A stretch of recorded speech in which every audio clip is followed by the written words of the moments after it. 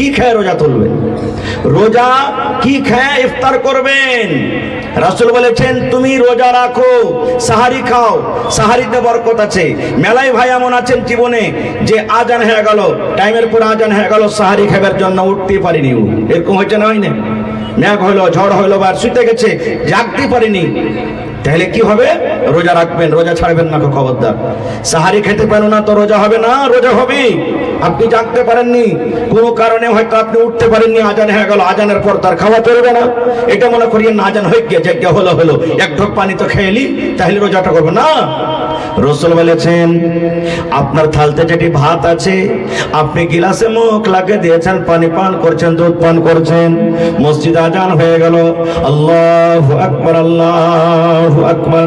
নবী বলেছেন তুমি যে দুধের গিলাসে মুখ লাগালছো, যে তুমি গিলাসে মুখ লাগিয়ে দিয়েছো পানি পান করার জন্য, ওইটা তুমি শেষ করে দাও, ওর পরে তুমি আর পানি লিও না।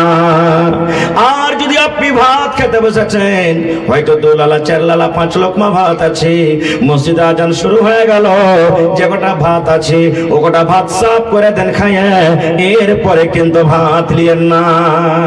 কিন্তু হ্যাঁ, এই জায়গাতে দেখছেন যে 1 মিনিটের সময় আছে, 2 মিনিট, আর কইবেন জানে হুসেন মৌলানা তো কয়ে গেছে যে ভাত যেটা লিবে ওটা লিয়ে শেষ করো। বড়কা একবারে গামলাতে লিয়ে দিলেন, একবারে 1 কিলো চালের ভাত খেয়ে চলিচ্ছেন, ওড়াইবে, তাহলে তো আজান হয়ে গেল, চলবে?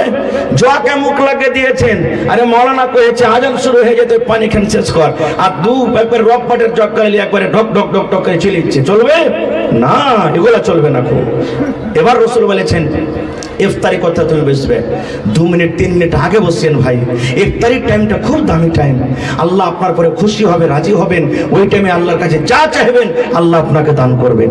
এবার রাসূল বলেছেন কি, হে আমার উম্মত, যখন তুমি ইফতার করতে বসবে, খাজুর খাইয়ে আপনাকে ইফতার করতে হবে।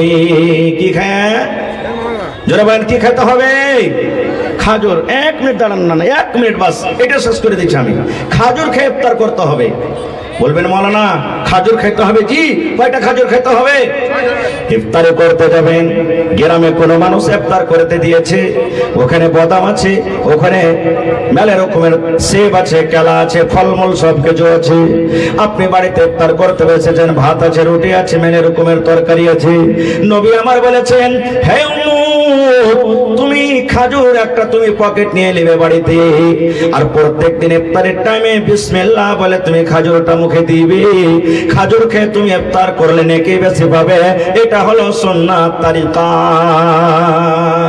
বিসমিল্লাহ বলে একটা খাজুর খেলেন, আর দিয়ে তখন একটু পানি খাবেন, পানি খেলেন, তারপর একটা দোয়া পড়তে হবে। কি?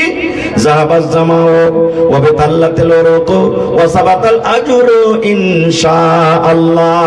যাহাবাজ জামাউ ওয়া বিতাল্লাতিল উরুকু ওয়া সাবাতাল আজরু ইনশাআল্লাহ। মেলা এখানে নানারা আছে, ইফতারির টাইমে একটা দোয়া পড়ে, আল্লাহুম্মা লাকা সুমতু, তারপরে কি আছে? ওয়া আলা রিজকিকা আফতার। তো এটা পড়িয়েন না খো সাহি, যেটা দোয়া কি বিসমিল্লাহ বলে খাজুর দিলেন, একটু পানি শরবত যা আছে খেয়ে নিলেন, তারপরে দোয়াটা পড়ে দিলেন। এবার বলবেন মৌলানা খাজুর নাই, তাহলে কি করব? রাসূল বলেছেন তোমার খাজুর যদি না জোটে, কিংবা খাজুর ছিল শেষ হয়ে গেছে, 2 নম্বর বলেছেন উম্মত রে, তোমার কাছে তো পানি আছে, বিসমিল্লাহ বলে তুমি পানি মুখে দিয়ে দাও, আর দেওয়ার পর তুমি ইফতার করো, তারপরে দোয়াটা পড়ো, তারপরে তোমার বাড়িতে যা কিছু আছে তুমি পড়ো। প্রথম খাজুর, দ্বিতীয় নম্বরে পানি। খাজুর পাইলে ভালো, না পাইলে বিসমিল্লাহ বলে পানি দেন, তারপরে অন্য অন্য যা খাবার আছে আপনি খান।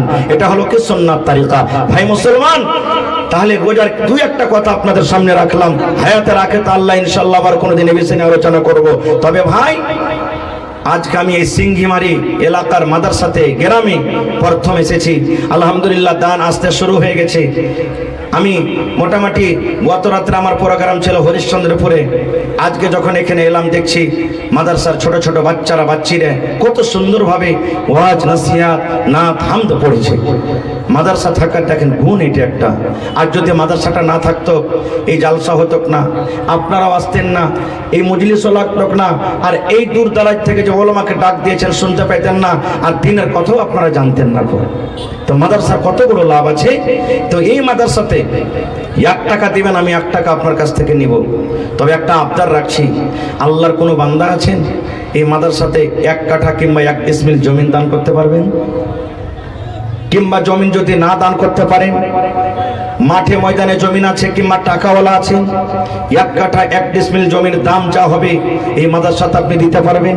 50,000 টাকা একটা লোক কেহ দেনেওয়ালা আছেন, 1 লক্ষ টাকা একটা লোক কেহ দেনেওয়ালা আছেন, 25,000 টাকা দেনেওয়ালা কেহ আছেন, 10,000 টাকা কেহ দেনেওয়ালা আছেন, 5,000 টাকা দেনেওয়ালা কেহ আছেন, এবং 30 পারা কোরআন, যে কোরআনের একটা হরফ পড়বেন তো 10টা নেকি পাওয়া যাবে। সেই কোরআনের এখানে পড়া হয়, সেই কোরআনের তালিম হয়, আল্লাহকে জানার জন্য, আল্লাহ রসুলকে চেনার জন্য এখানে তালিম হয়। দেখি কোন ভাই আছেন 1,000, 2,000, 5,000 করে 30 পারা কোরআনের দাম। এবং আমি ওই সমস্ত মাদ্রাসার ছাত্রীরা বা ছাত্র যারাকে মহিলা পেন্ডালে জিম্মেদারি আছে চান্দা কালেকশনের জন্য, আমি ওই বোনেরাকে বেটিরাকে বলবো তোমরা চাদর নিয়ে মা খালাদের সামনে তোমরা একটু হাত বাড়াও। আর মায়েরাকে বলবো নবীর হাদিস যে দেনেওয়ালা হাত হলো ভালো, লেনেওয়ালা হাত থেকে যে হাতখানটাকে আমি ধরবো আমারটা থাকবে তলে, আর আপনি আমাকে দিবেন, আপনি দিবেন ওপর থেকে। রাসূল বলছেন লেওয়ার হাত থেকে দেনেওয়ালা হাত হলো কি আল্লাহর কাছে বেশি ভালো। তো মায়েরা, গলার হার, নাকের, কানের, পায়ের বালি, পায়াল, কাঁসার বদনা এবং ছাগল, বকরি, টাকা পয়সা যা আল্লাহ আপনাকে দিয়েছে আপনি একবার আল্লাহর হস্তে মন খুলে খুলে দান দিয়ে পাঠান। আর বহিনারাকে বলবো তোমরা চাদর নিয়ে ঘোরো। আপনাদের মধ্যে দেখি কোন আল্লাহর বান্দা আছেন প্রথমে 10,000 টাকা আমার হাতে একটা লোক দিতে পারবেন? আমি দিব এখন কোরআন মাজিদ, আমার বাড়ি কোরআন মাজিদ দেবেন? আচ্ছা ঠিক আছে, মাশাআল্লাহ। তো আমি কোরআন মাজিদের জন্য টাকা চেয়েছি 1,000 একটা পড়ার জন্য। তো 1,000 দিবেন না, এখানটা কোরআন কিনে দিবেন আপনি, এখন কোরআন কিনে দিবেন। মাশাআল্লাহ। তো দেখেন এই যেখানে 5,000 টাকা দিয়েছেন আমার কোন নানা, কি নামটা বলেছিলেন? মুশাররফ সাহেব। এখানে মুশাররফ ভাই নাই? কোনটা? সালাম করবেন না নানা? এটাকে দিলেন ইউসুফ আলী ভাই আমার, মাশাআল্লাহ 1,000 টাকা দিয়েছেন। তো মুশাররফ নানা আর 5,000 দিয়ে প্রথম 10,000 করম করে পারবে না? পারবে না? আহা নানা একটু আইসেন তো, সালাম করিলে আপনার সাথে পারবেন দিবেন, না পারবেন না দিবেন। আইসেন, আমি একটা মুসাফির মানুষ, আপনার সাথে খালি মুসাফা করেলি। আইসেন, আপনার জন্য অন্তর থেকে দোয়া দিয়ে দেব ইনশাআল্লাহ তাআলা। মাশাআল্লাহ। দেখেন এই মুশাররফ সাহেব, নারে তাকবীর। আহা 5,000 দিয়েছেন আর 5,000 টাকার আবদার করেছি, 10,000 টাকা দিবেন প্রথম দান। নারে তাকবীর। মাশাআল্লাহ মাশাআল্লাহ। আহা হয়ে গেল। আহা এই দেখেন বড় ভাই বেমারি হালাতে আছে আর মা বাবা মারা গেছে মনে হয়। লেখালেন মাওলানা। এই দেখেন হিম্মতে বান্দা মাদাদে খোদা। মাশাআল্লাহ, জাযাকাল্লাহ। রব্বানা যালামনা আনফুসানা ওয়া ইল্লাম তাগফির লানা ওয়া তারহামনা লানাকুনান্না মিনাল খাসিরিন। রব্বানা আতিনা ফিদ দুনিয়া হাসানা ওয়া ফিল আখিরাতি হাসানাতাও ওয়া কিনা আযাবান নার। আল্লাহ মুশাররফ সাহেব 10,000 টাকা তোমার কোরআনের জন্য জমা করে দিলেন, 10 লক্ষ টাকা মনে করে তুমি কবুল করে নাও। আল্লাহ জি, মা বাপ কবরে চলে গেছেন, রব্বুল আলামিন দুনিয়াতে নাই, মা বাবার কবরে তুমি জান্নাতের বিছানা দিয়ে দাও। আল্লাহ মা বাবার কবরকে তুমি নূর দিয়ে মনোহর করে দাও। আল্লাহ ভাই বেমারি হালাতে আছি, তুমি শিফায়ে কামিলা আজলাতা করো। আল্লাহ নানার হাতে টাকা তো পয়সা দেয় বরকত দাও।